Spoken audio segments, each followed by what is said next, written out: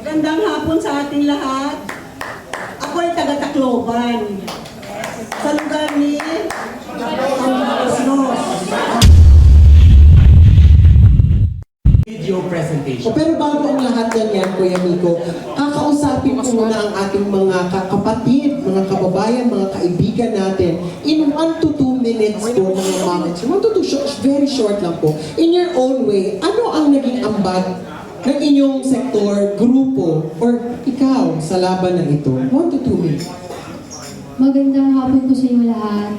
Maraming salamat po sa anyaya po. At first, di ba, nung sinimulan niyo yung Tay Kami Naman si campaign, is nag-uusap-usap kami sa House of Hope kasama sila Ate Jo. And as we all know, House of Hope Foundation is isa sa mga sinusuportahan ni PRRD na Cancer Institute, wherein lahat ng mga cancer patient kids may tinutuluyan, may ginagawa kami program with them since hindi na mapapatuloy ni PR kasi nasa Hague. So pinagpatuloy namin yon. And realizing that, meron kasi akong mga trips, supposed to be a vacation for me kasi nga work-life balance, ganyan. So iniisip ko, I want to make this trip na memorable for me and fruitful siya, na hindi lang siya basta-basta trip because I know that mababalikan ko naman siya anytime. And as we all know that Boracay, ni-rehabilitate ni PRRD yan before. That's why when I was there in Boracay, I made sure na makakakuha ako ng signatures doon mismo sa isla, galing sa mga tao na taga doon talaga sa isla. And I even have the tattoo across my heart, across my chest. The green tattoo symbolizes as the rehabilitation of PRRD, and this one, the island itself.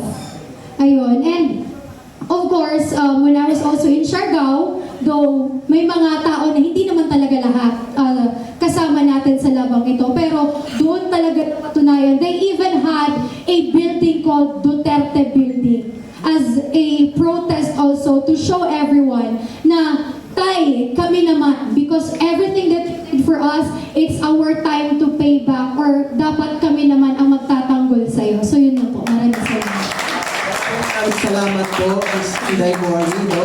Ma'am, 1 to 2 minutes lang po in your own way sa BARM. Ano ang naging ambag ng inyong mga sektor or grupo sa laban na ito? Real quick.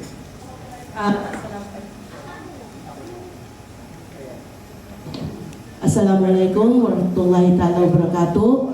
Mapia Malulong, ang ibig sabihin, magandang hapon. Simulan nung nahuli si Tatay Digong, salam po yung naisip namin, kailangan kami na may mga magandang nakuha o kaya may mga ginawa si Tatay Digong sa aming bansa, especially sa aming region sa Cotabato, sa BARM. Kailangan po kami naman po ang susukli ng mga kabutihan na binigay niya sa amin. At nananakit po ako sa mga kapatid ko dyan sa BARM, yung hindi pa po nakapirma. Ang plano po namin next, lalabas na po kami ng Cotabato City. By munisipyo na po kami. At plano po namin, puntahan po namin ang Tawi-Tawi at Basulta, kung saan po yung BARM area po. Maglabas kayo, magtulong kayo, ito na yung pagkakataon, tayo naman. Yun lang po. Maraming grabe yung goosebumps. Ganon.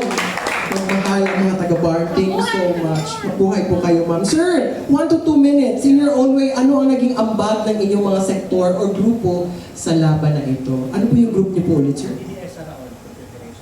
So being one of the co-convener of DDS Saraol Confederation, it is an alliance of around 300 to 400 parallel groups scattered all over the country and even outside the country. Tayo talaga ngayon ay full blast sa paghihikayat sa lahat ng mga kababayan natin na makapagpipirma nito. Kasi we feel that the Supreme Court is the last bastion of sanity in this government. Wala na tayong maasahan sa gobyernong ito eh.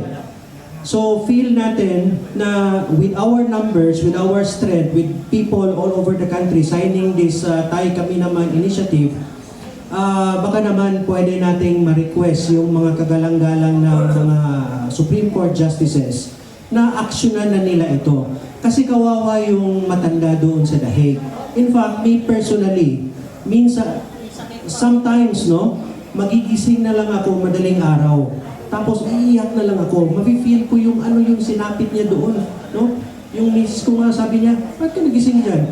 I feel again the pain. So that's why we are encouraging everybody. Of course, after the Holy Week, we will again be going around the country and encouraging all people na magpirma dito sa Tay Kami Naman. Maraming salamat po sa inyo. Kapitana! Eto na po, ang dami ko pong narinig sa inyo.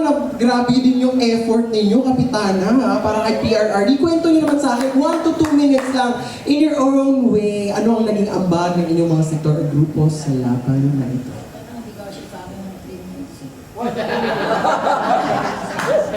Hello! Unang-una, gusto ko magpasalamat sa lahat naman nandito sa room na ito. Lalong-lalo na yung mga vloggers kasi kung wala sila, hindi mapapalawak yung signature campaign. Hindi ko na kailangan isa-isa yung film. Hindi ko kailangan ko kayo. Kaya ko nasasabi ko dahil ibig sabihin may kasamang puso kasi nung kasing nakulong si PRRD, March 11, may nag-imbita sa akin. May, yung nag-sponsor. Pumunta ko doon sa Cebu, sa Simala Church. Hindi ko malilimutan yung kasi binidyo ko eh. Ang prayer ko doon, siguro pagpipila ka bago ka makarating doon kay Mama Mary. Siguro 1 kilometro dahil ang dating tao dahil araw noon eh. April 21. Linggo ng pagkabuhay. Ang tangi kong hiniling doon kay Mama Mary, magkaroon ng peace ang buong Pilipinas dahil nahuli na nun si PRRD at iuwi niya si PRRD na buhay dito sa bansang Pilipinas. Amen. And then, after nun, na-meet ko si Placido noong September 15 pala, na-meet ko. And then, magkakaroon pala kami ng rally. Sabi ko, ano magagawa ko dyan? Matanda na ako, 70 years na ako, sabi ko. Pero hindi ko hinindihan yung sa akin, yung request. Rally lang pala, ganun-ganon. Hindi lang naman yung personal mo, yung katawan mo ang kailangan eh.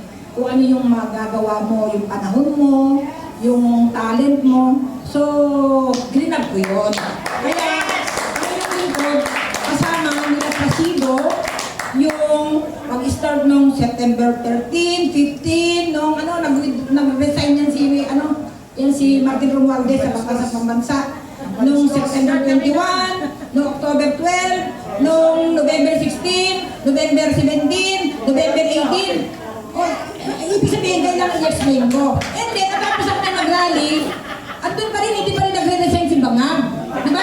Ngayon, ibig sabihin, napag-usapan namin na nung nagkaroon ng press conference, October 30, napag-usapan namin na magkaroon ng signature campaign. Kaya nagpapasalamat ako kay Ma'am Joey, sila yung architect, dahil sa aking lugar, ini-launch ang signature campaign ng December 15. Kaya, medyo nag-apo na ka na.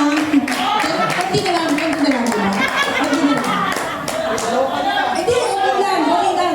Okay lang. Kasi yung paras nandiyan lang yun eh. Oo. Ibig sabihin, noong December 15, nilaunch yung signature campaign sa Luzon. Sa lugar ko niyon, sa Morning Star Hills Academy, Barangay Payatas, City. Napakahirap ang mag-umpisa. Pero kinailangan namin yun. Hindi namin negative thinker. Kaya, sabihin, with that, nagpapasalamat ako sa mga hindi nagsasawa. Ulit-ulitin ko si Placido Piloso po siya. Diba? Magmula nung December 15, pinagamit ko sa kanila yung bangko hanggang ngayon.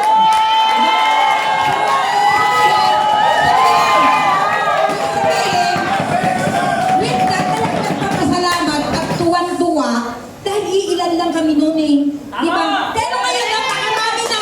Kaya maraming salamat.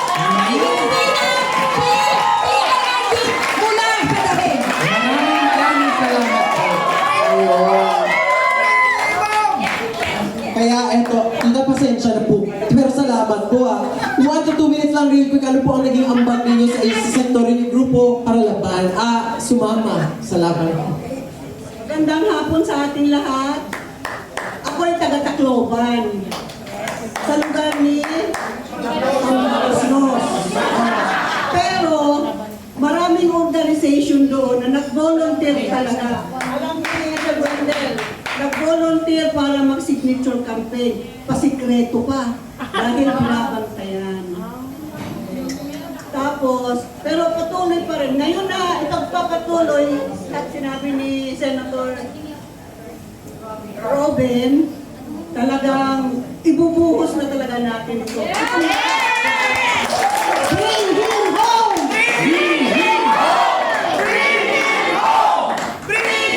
Ako naman po, Ma'am Christine Takahashi, ano naman? From Cebu. So, ano na, 1 minute na lang. Sa Cebu naman, patuloy kaming maninindigan at hindi kami mag-stop until Tatay Digong makauwi. Nagkakaisa kami doon and we are committed to continue this initiative. So, kaya nag-celebrate din kami last time sa birthday led by Sir Winley. Kinantahan na lang, kumanta kami, nag-iyakan, kinantahan namin siya ng Ikaw ang higay ng Please naman, pauwiin niyo na po si Tatay. Tulungan niyo kami, taga-Supreme Court, kasi hindi kami titigil nila Miss Joey, ni Jassy, nila Senator Rubin, Pau, until na pauwiin niyo na siya. Marami siyang nagawa sa bayan at sa lahat natin. Hindi siya pwedeng kalimutan. So, yun na lang, baka iiyak na naman ako. Maraming salamat po. Maraming salamat. Akala ko mabibitin tayo sa napakagandang boses ni Ma'am Christine. Pero dahil sa nangyayari, alam ko limited yung oras natin pa. Pero dahil sa nangyayaring press con na to, ay ang daming mga nanonood, ang grabe daw ang tanong. At ang tanong nila kasi na-encourage sila sa mga ginawang kontribusyon